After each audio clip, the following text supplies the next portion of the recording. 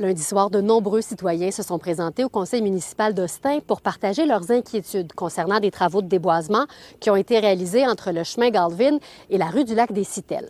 Le promoteur assure qu'il s'agit de travaux pour une ligne d'Hydro-Québec, mais à la vue des travaux, plusieurs en doutent. En fait, ce qu'ils craignent, ce sont des travaux qui auraient été réalisés illégalement et qui auraient un impact néfaste sur l'environnement, un peu à l'image de ce qu'on a connu l'an dernier dans le dossier du golf illégal. Hydro-Québec exige une attention particulière qui soit portée à la protection de l'environnement. Là, ça fait 15-18 mètres de large.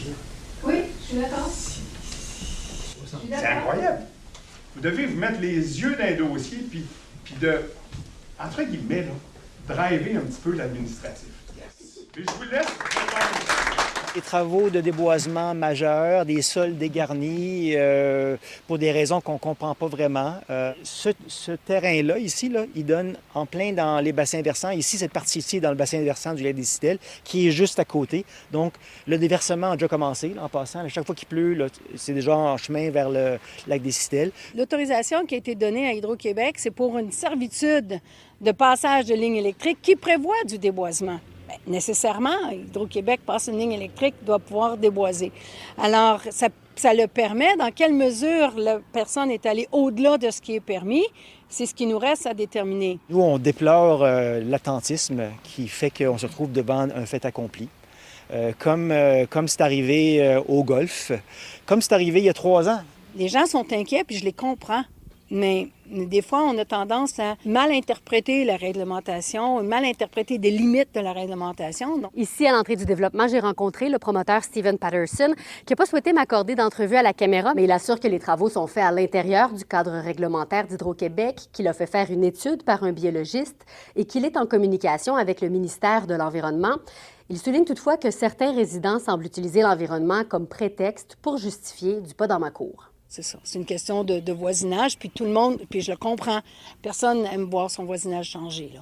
La municipalité a demandé l'arrêt des travaux, le temps de comprendre ce qui s'y passe. Notre inspecteur municipal en environnement est allé. Il s'est fait accompagner d'un ingénieur forestier. Puis, bon, lui va nous faire son rapport. Là, on pense qu'il y a un chemin qui est en cours.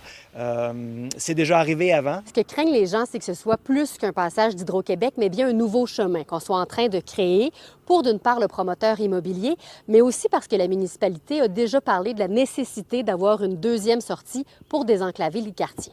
Puis, on n'est pas contre le développement, mais on va l'encadrer. Et puis, il y a tout un enjeu d'acceptabilité sociale. Vous l'avez vu, les gens craignent que d'ouvrir une deuxième rue, une sortie, va faire en sorte que ça va changer les flux de circulation. Puis, il y a des gens qui vivent directement sur la rue qui vont voir beaucoup de circulation.